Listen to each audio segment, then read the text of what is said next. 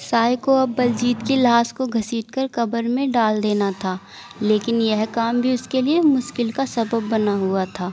उसकी वजह ये थी कि हाथ के दस्ताने ठीक से पकड़ नहीं बना पा रहे थे। मगर साया अपने हाथ से दस्ताने उतार दे, इतना मूर्ख तो कतई नहीं था। उसने काफ़ी मशक्क़त से बलजीत के मुर्दा जिस्म को कब्र में डाला।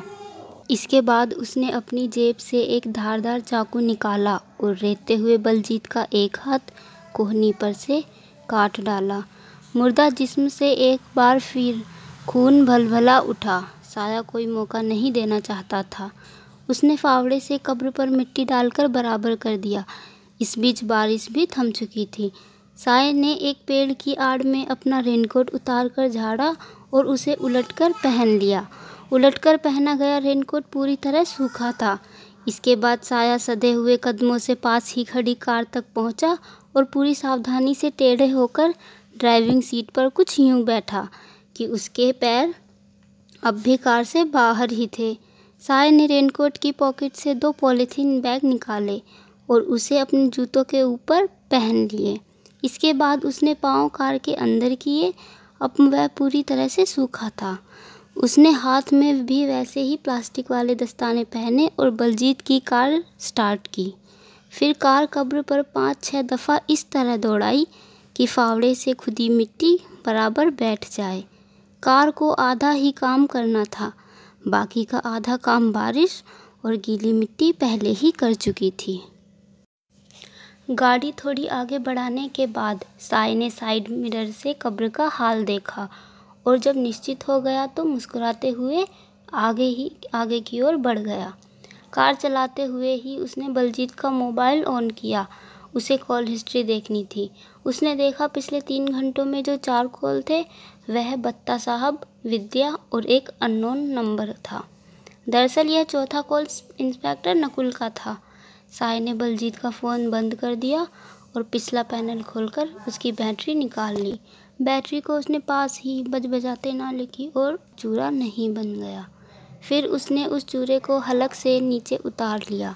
इसके बाद उसने मोबाइल को भी बहते नाले के सुपुर्द कर दिया और गाड़ी आगे बढ़ा दी। कच्ची और सुनसान सड़क पर पार करने के बाद जब गाड़ी मेन रोड पर आई तो भी साय ने गाड़ी को लगभग 10 किलोमीटर तक वीरान और शहर के बाहरी हिस्से की ओर दौड़ाया। फिर एक जगह कार रोक दी। कार जहाँ रुकी वो एक बड़ा सा गराज था, जहाँ कबाड़ की कारों का अंबार लगा था और जहाँ सेकंड हैंड कारें भी मिलती थी। साय ने बलजीत की गाड़ी भी उनके साथ यूँ लगा दी जैसे कि बिकने के लिए लाइन में लगी हो।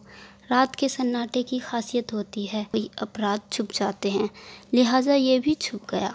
साया चुपचाप उतरा। उसने कार के स्टीयरिंग, सीट, गियर, शीशे, हेडरेस्ट इत्यादि पर कुछ मला और फिर निश्चित होकर उस garage cum second hand car selling point से लंबे लंबे डग भरते हुए निकल आया। उधर इंस्पेक्टर नकुल क्रिश्चियन कब्रिस्तान पहुंच चुका था। गाड़ी चलाते वक्त भी उसने 2 दफ़ा बलजीत के नंबर पर ट्राई किया, लेकिन उसके फ़ोन को न लगना था न लगा। नकुल ने सन्नाटे में आवाज़ दी, मैं आ गया हूँ, बाहर आ जाओ। थोड़ा रुककर ही उसने दोबारा आवाज़ दी, कोई है? Anybody needs help? लेकिन उसे कोई जवाब नहीं मिला जिसे उससे मदद की दरकार की। वह तो ज़मींदोज़ था और अब उसकी कोई मदद की भी नहीं जा सकती थी। नकुल भुनभुनाया, साले पुलिस से मजाक करते हैं, यही हाल रहा तो कल कोई मदद को नहीं आएगा। उसने गाड़ी स्टार्ट की और वापस लौट चला। बारिश के पानी से उसके सिर में तेज़ दर्द शुरू हो गया। थोड़ी ही देर में नकुल उस कब्रिस्तान से और उस लाश से दूर जा चुका था। स्टेशन जाने का कोई फ़ायदा नहीं था, इसलिए वह अपने घर की तरफ बढ़ गया। घर पहुंचने पर नकुल ने गर्म पानी की भाप ली और अपने गुस्से पर काबू पाने की कोशिश की। डॉक्टर के मुताबिक ज़्यादा गुस्सा करना उसकी मौत को उसके और करीब ला सकता था। एक ऐसी मौत जो हर घटती घड़ी के साथ नज़दीक आती जा रही थी।